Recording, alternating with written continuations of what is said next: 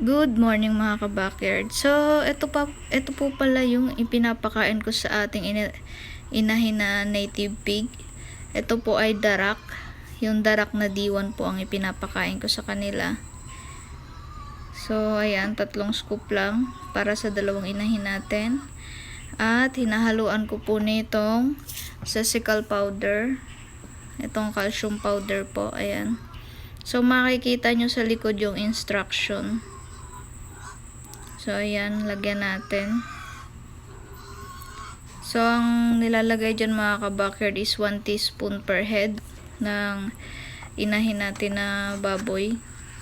At nilalagyan din natin yan ng gestating feeds para kahit pa paano is masustansya pa rin yung pagkain nila. So, buntis pala yung mga baboy natin kaya ito yung binibigay kong pagkain nila.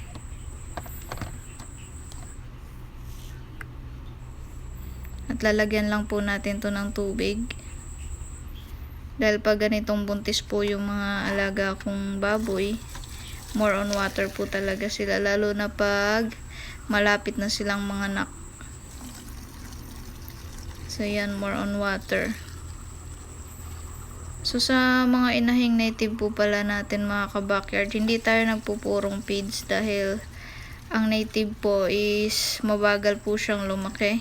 So, kung magpupurong feeds ka po, ay malulugi ka po talaga. So, hinahaluan ko po ng darak.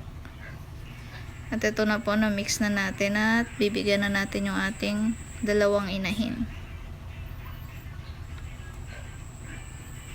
Para sa kanilang 2 lang to mga ka-backyard. 2 lang yung inahin natin buntis.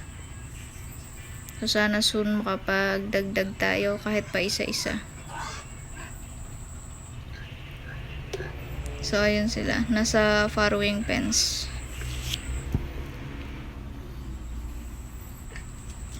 Ayan, gutom na sila.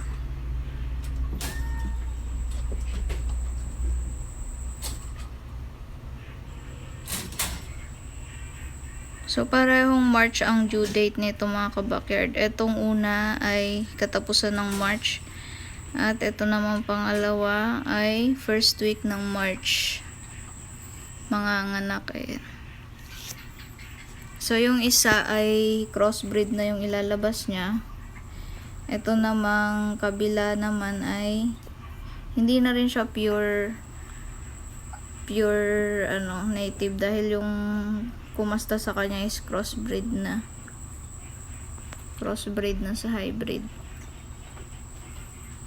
So itong isa is crossbreed yung magiging anak, yung isa naman siguro mga nasa 25% yung pagkalahi niya ng hybrid.